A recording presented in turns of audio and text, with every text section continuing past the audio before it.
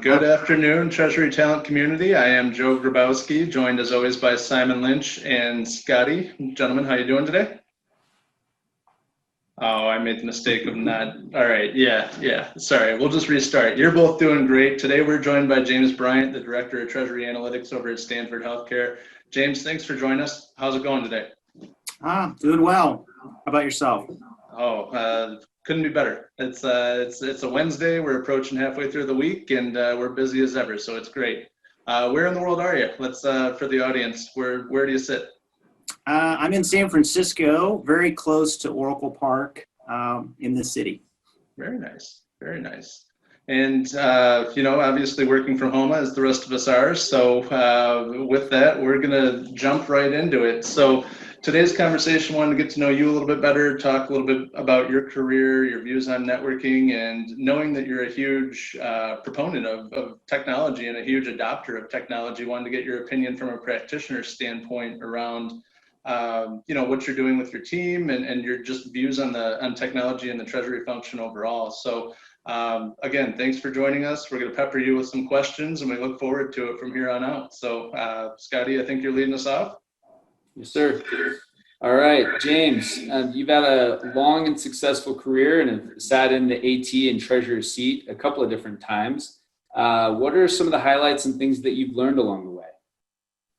If I were to look back on my career, I think there's no way I could have predicted all the starts and stops, all the different companies I worked for. I've been very lucky in the fact that I've worked for some great people, right? They've provided some great examples. One of the things that I've learned is, you weave all this together, no matter what industry you're in, whether it's technology or healthcare, whatever it might be. There's a lot of commonality, especially with Treasury. But I think, just looking back, I've been with very small companies like Salesforce when there was 200 people and we had $5 million in the bank. We're burning $1 million a month. And I've been with very large companies like Cisco and others. So it's been, a great ride. I've tried to throw myself in to projects that affect the business because I find that a lot more interesting. So clearly Treasury has an area of expertise and you need to refine that skill, but also connecting that to the business I find is very important. Whether it's a sales deal, whether it's a marketing deal, whether it's working with IT, I think connecting to the business is really important. And, it just makes the job a lot more interesting when you can connect to the business. I find that's just really powerful. As far as things I've learned along the way, to me, life is short, right? To me, it's like take risk.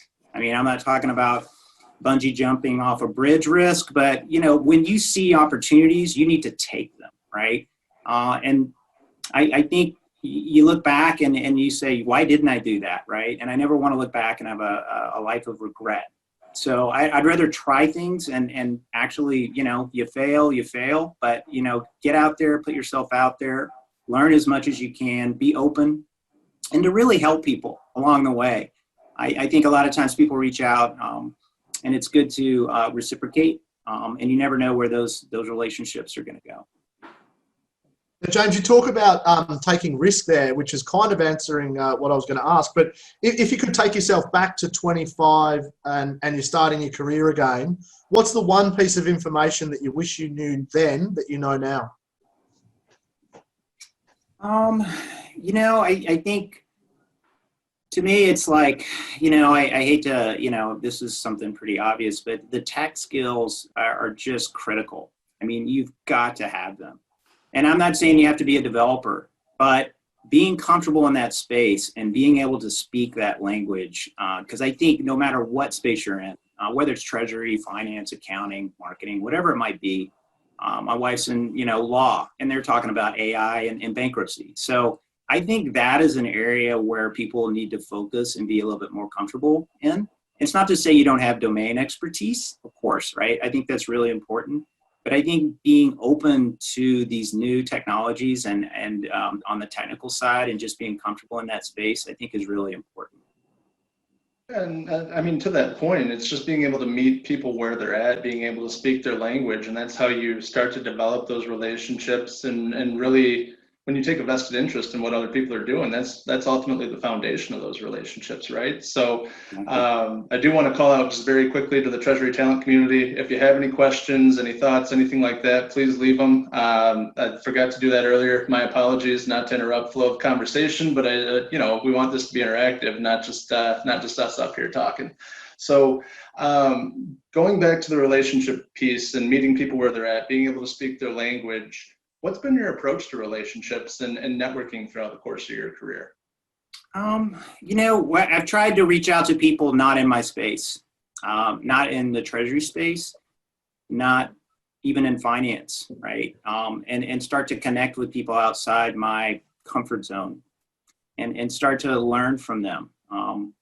We've got people that in our organization where I've tried to build relationships that might not bear immediate fruit from some kind of output, but it's really just to kind of get exposure to different areas and start to understand what their challenges are, and then also learn from them.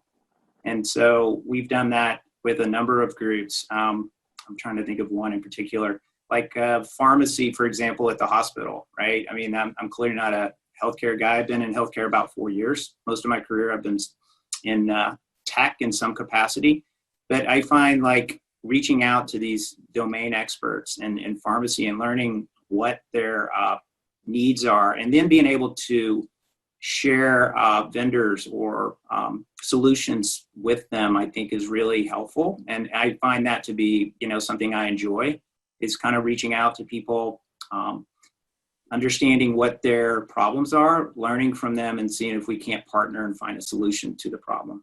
And technology is typically something that kind of helps bridge that gap and also provides a solution for a lot of these problems that exist today.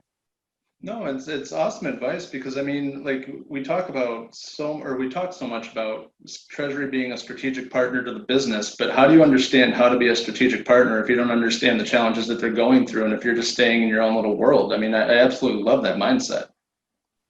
Yeah, it just, it makes, when you come to work, it just makes it exciting, right? Because you never know what you're going to work on. Clearly, it has to be connected in some way to the role that we have, but it doesn't mean you just stay in your lane, right? And a lot of times people wait for their boss or someone else to kind of tell them where to go.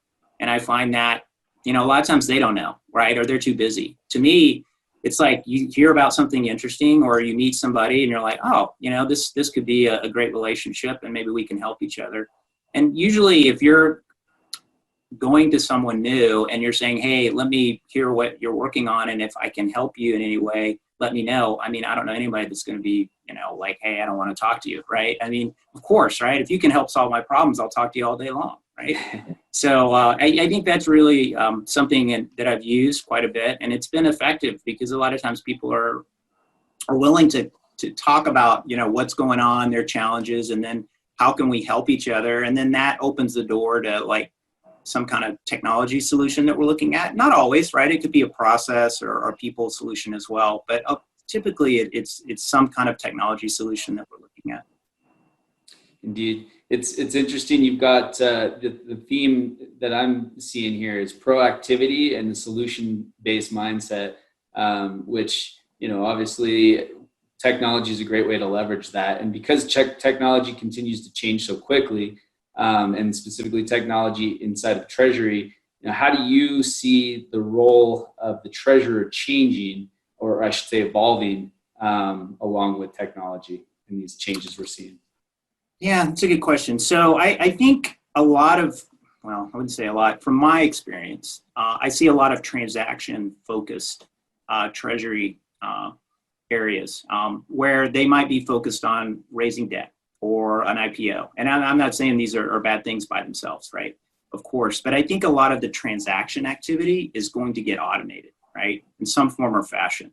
And that means the people in these roles, their jobs are going to change. And I think it's going to be actually more interesting because they're going to start to be more strategic. And not to say they're not doing that now, but I think it's going to become even more so. Because a lot of the just daily activity that we're doing today, it's going to be gone, right? And you can look at that one or two ways. You can say, oh, wow, this is change, right? How is this going to affect me and my job? Or you can say, wow, how is this going to open up doors for me and my team and my organization? And I think that it just depends on how you look at it and how you frame it. Yeah. And you mentioned this. I mean, in order to be strategic, you have to get away from the tactical and be able to implement technology to knock out those menial tasks. Two-part question for you really is, how are you utilizing AI, machine learning, RPA in your operations, or what's your view for that? And then also, well, I guess let's start there and I'll have a follow-up question. I promise you there. Okay. So let me start with RPA. So with RPA, we started down the path with a firm called Automation Anywhere and a consulting company. And we're doing about 20 use cases now where they could be anything from a reminder from a wire release perspective. I mean, that's very basic, right? Somebody forgot to release a wire, it reminds us, or a collateral payment from a swap perspective. Basically like reminders, communication, vehicles, things like that, to where we're doing cash position, where it's starting to analyze what our cash position is for a certain entity. And then it's giving us suggestions on where we should park certain funds, right? From an investment perspective. And it's not doing the investments for us, but it's starting to look at where are the opportunities and where should we put the money in. Because that way, when a person walks in the door, say the analyst that's running the cash position, instead of spending their time aggregating the data and putting it in a format where you can make a decision, that decision has already been made. And then it's just deciding, all right, how do we redeploy this cash? And then, eventually you could have the bot actually making the investment. But for now, we still have a control mechanism where a human being is still involved in that. But those are kind of some examples. But RPA, when you start down this path, people think, okay, this is going to replace a lot of jobs. I got to be honest with you, it's got a long way to go before it replaces anybody's job, right? I mean, some of the things the bot does, we laugh. The bot, I'll send email messages and they're in all caps. It's just, you're like, where did this format come from? Just crazy stuff. So it's got a ways to go before it's really starting to eliminate a lot of tasks, but it is addressing a lot of the repetitive and more mundane things that, no one likes to do, right? A lot of compliance, a lot of reporting. So that way, when you walk in the door, that information's there at your fingertips, and then you can spend your time making decisions or communicating. And that's an area where I see technology not being so good, is it's not great at communicating with other human beings, right? I think that's where the technology kind of falls short, whether it's AI or RPA or whatever it might be. I spend more time talking to people, communicating with people than I ever did, right, with technology, because you're constantly in a project with a team. And as we all know, with teams, there's always challenges, right? You have the vocal person, you have the person that's not carrying their weight. Just, so I find it frees up a lot of things, but it also requires more communication. And so that's a big thing for us. On the AI side, we're working with a firm to help us with cash flow, right? And that's a tough one because we have our healthcare billing side, which is incredibly complicated, has a lot of great data. But we have some challenges, right? Because we have PHI, it has to be confidential. But in order for us to get to the data, even if we're getting to a date, we have to look at a way where we can modify that information so we can look at it in a more secure way. So we can just see like the AR claims going out and the payments coming in. So a lot of these things in other industries that are very easy to do, and in healthcare, it's a bit more challenging. So we've gone down that path with a firm that's helped us with cash flow, both AR, AP, payroll. We're looking at now investments and swaps and things like that. There's a whole lot of interesting use cases we'd like to bring, but really the technology piece is not that hard. It's taking that information and making it relevant for people, right? That's a hard thing to do because most people are like, they look at it and they say, all right, what is this solving that I don't have today? I'm doing it in Excel, seems to work fine, right? I mean, you're giving me this tool, how much better is it? And you could go into the, the metrics, right? Like, okay, our variance is 10% on cash flow if we forecast out 12 months. We're getting down to 2%, and how's that free up working capital? And then how can we invest that in the business? All right, that's starting to generate some interest, right? But then it's also kind of getting on senior leaders' kind of radar. This is important, and then we can provide feedback in a faster way. And COVID has really helped because, as awful as this thing is for all of us, it's provided visibility for our team that we didn't have. We've gotten more questions on cash flow in the last couple of months than I did in the last 4 years, right? Of course, right? I mean, everyone's like, where's cash? Where's cash? So I think it's been incredibly helpful as far as like pulling that information together in a timely way and also providing insight. I can tell you what happened. I can tell you what's going to happen. But then the thing people really want is this prescriptive details, which are basically like, what do you want me to do with this information? So a lot of times, not only providing that information, but also providing solutions for people like, option 1 will do this for you. Option 2 will do this. Option 3 does this, right? But I think people really want to see that, right? Because they get overwhelmed sometimes with data. So you kind of have to, make it put it in a framework where they can really understand it and bite size, and it's relevant to them, right? Because if it's not relevant to them, especially at a CFO level, they're going to be like, this is great. Love that you guys are doing this. How's this impact me? Why are we talking, right? So that seems to be a pretty big message back from, a lot of the leaders that we have. So make it relevant for me. Why am I on this call with you? And we're talking about AI, and that's really cool. But, how is this solving a problem that exists, and what are we doing about it, and how's this technology helping us solve it, right? Yeah. And are those questions that are specific to healthcare that you've experienced, or have you experienced that on the corporate side too? I mean, is there a common theme there, or I guess, are there any unique perspectives with regard to technology from healthcare versus traditional corporate? Well, I think for us, just speaking from a Stamford Healthcare perspective, I mean, when COVID started and a number of things happened, and we were trying to track a number of metrics, beds being used, pharmaceuticals being ordered, how fast we could order a lot of the PPE, right? So people were wanting to know, okay, where's the information that shows us how much cash we have and how long it takes us to process an order? Because this is really important, right? Because the hospital's trying to figure out, hey, do we have enough? And how fast can we get it? And, of course, there needs to be a way where we buy this cost effective. But in March, we weren't thinking, necessarily cost effective. You were trying to save lives here, right?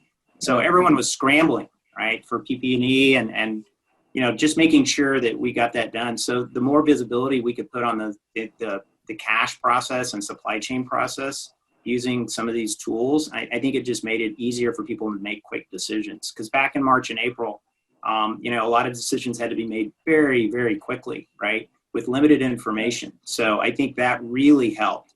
And to answer your question, I mean, a lot of the cash flow questions that come up, whether it's healthcare or technology or retail, I mean, we're all kind of going through the same thing. Maybe certain things are industry specific, but a lot of the issues we deal with on cash flow, I think are very similar.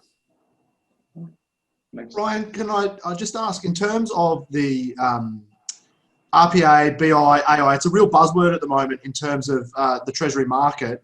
What are some of the benefits that you're seeing quickly versus the longevity of how long it takes to implement all of these things?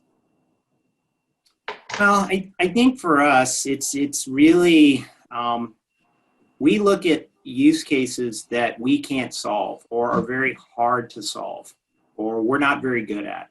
And that's kind of where we start. And then we say, all right, are the existing tools that we have able to do that? Because there's no reason to go out and find another vendor and go through a project and all that if we don't need it. So a lot of times we start there. And then if it looks like we can't solve it, then it's about, all right, what tool can we use? If we need one, who is out there? And we start typically with a proof of concept. And that allows us to look at a lot of vendors we might not normally look at. And that's normally free. And we start with something very small and something very basic. And then we see if that works. And a lot of times, I got to be honest with you, it doesn't, right? I mean, the vendor, it's not necessarily the vendor's fault. Maybe the data is not clean. Maybe the use case, maybe we didn't define it as well as we should have. Or maybe our expectations were out of whack, right?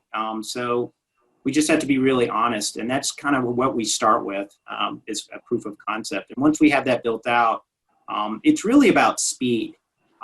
For us, it's like we need data really quickly. So what tool can we use to get that data really quickly and be able to trust that data, right? So as far as like tangible benefits, I mean, we've seen on just, again, cash flow, we've taken use cases where we had an AI vendor that was doing work for us on the billing side, which is Epic billing side, and then Lawson, which is our ERP. But we had a number of categories, data categories that we couldn't forecast. They were, outside these two systems. So it might be, let me think of an example, gift. So we have a donor community that's providing donations for, say, new clinics, new hospitals, things like that. So we were trying to forecast, donor activity, which is a pretty hard thing to do, right? Because a lot of it's based on human behavior. So we looked at a few firms and we said, this is a very hard thing for us to forecast.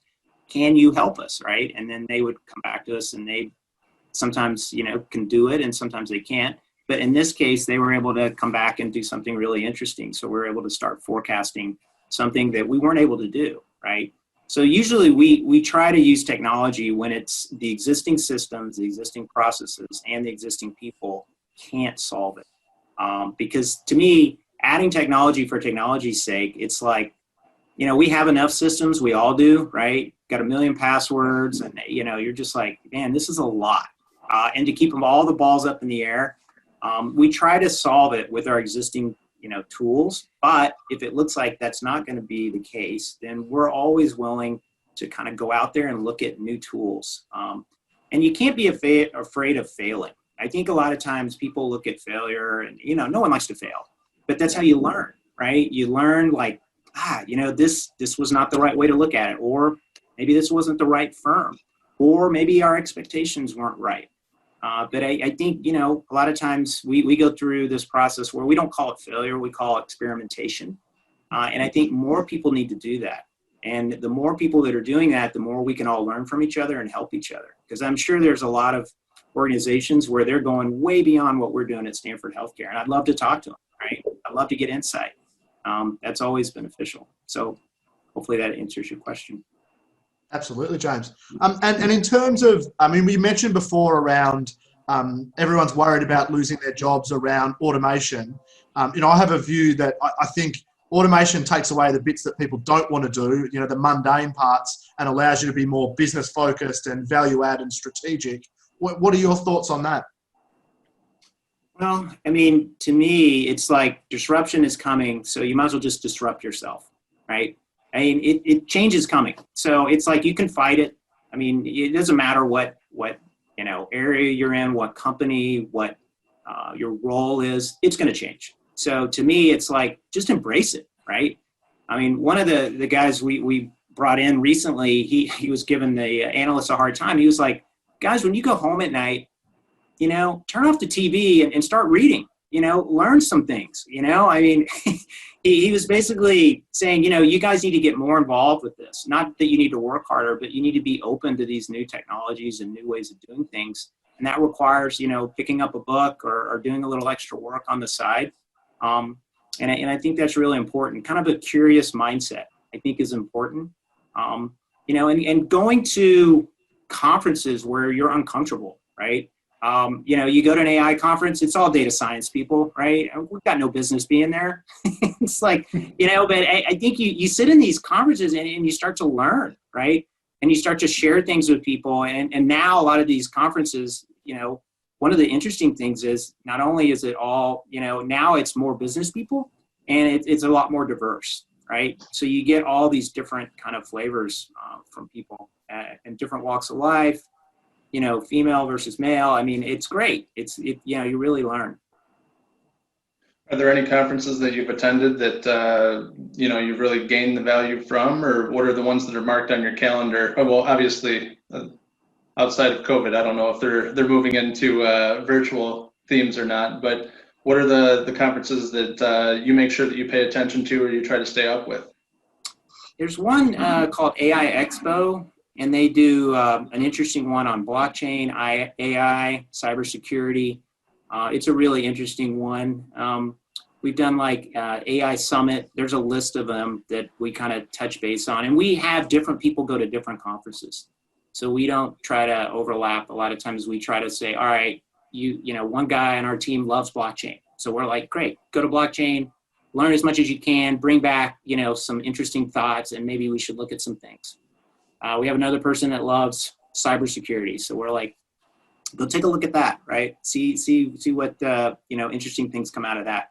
I mean, there's clearly great things coming out of AFP and other things, but we tend to kind of broaden it where we're looking at all different types of conferences. And I think it's good, right? It gets you out of your comfort zone.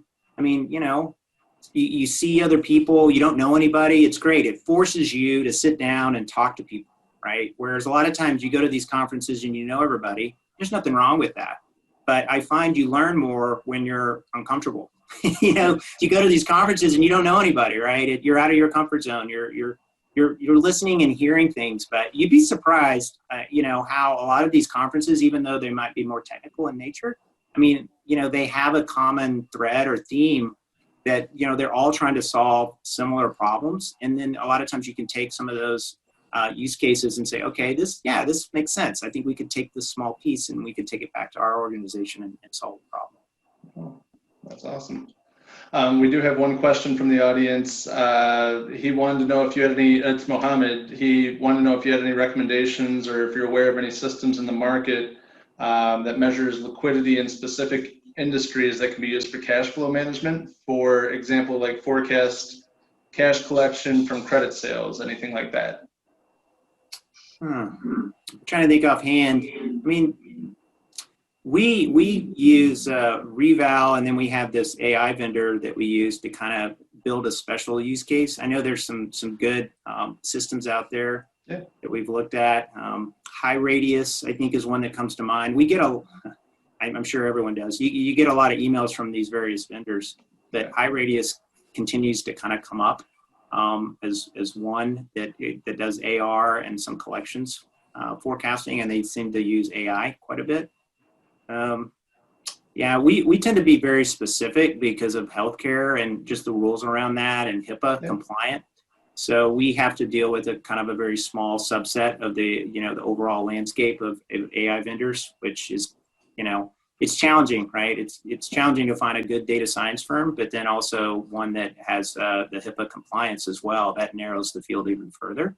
But I think High Radius is one. I could probably think of a few more after the call, and I'm happy to share that with the person that asked the question. Yeah, absolutely. And certainly appreciate that insight. You know, it's what we're taking from this is do the research, connect with people, start talking to these different vendors to find out their capabilities. I know if it's anything like HR tech, anyone's going to promise you the moon, the stars, and the sun, and you're probably going to get maybe just a pebble. So you have to do the due diligence. And I love the fact that you dive right into this, considering everything else you have on your plate, because you see the value in it. And it's just how you prioritize your time and how you understand the value that it'll bring to your operation. But it is a necessary investment of that time and effort. Exactly. Yeah, the proof of concept thing is really powerful because nothing resonates with people like seeing their own data or their own problem solved, right? I mean, you can do all these demos and you know, you're like, okay, but when you see your own data or own problem being solved, you're like, okay, now I see it, right? And that's why I encourage people to go down that path, because I think that's a really good one. Plus, you get to test out the vendor and see, you know, how are they doing? Is this realistic? Are we happy with the results? Those type of things. So I find that to be really a good way to start, because you can talk all day long. I mean, you need to dive in, but you have to de-risk it, right? I mean, you don't want to sign a contract with somebody if you don't know, especially getting approval these days for budget isn't, it's challenging. So one way to kind of get in the door and try something is to do something that is, doesn't cost anything, has your data in it, and then see how it goes, right? And I think you have to be open to the fact that, it might not work out. And, not that any of us like that answer. None of us do. But again, if you don't try it, you're not going to know, right? You continue to have these conversations and you'll never know. So to me, it's like dive in, learn what you can, and if it doesn't work, on to the next, right? I'm sure there's another vendor, right? I mean, keep going. Don't give up. Yeah. Cool. Well, again, thank you for the insight. Thanks for joining us. I think that's all the questions that we have for you. Again, appreciate the time and just the overview of your career, and keep doing what you're doing. I love following. It seems like every time we catch up with you, it's awesome to hear what you guys have going on in this space and how you're constantly pushing the envelope there. So from 3 guys who aren't affiliated with Stamford Healthcare, just keep it up, man. It's awesome to see. Well, yeah, thanks for the invite today, and it's appreciated as far as kind of sharing things, and hopefully it resonates with a few people. And if anyone wants to connect with me, I'm on LinkedIn. Please reach out. The more we can connect and learn from each other, the better. So please feel free to reach out. I'm happy to help in any way I can. Absolutely, and I'll provide a link to your profile in the comments to this, and I'll make sure that on my LinkedIn post that I tagged you as well, so people know how to find you.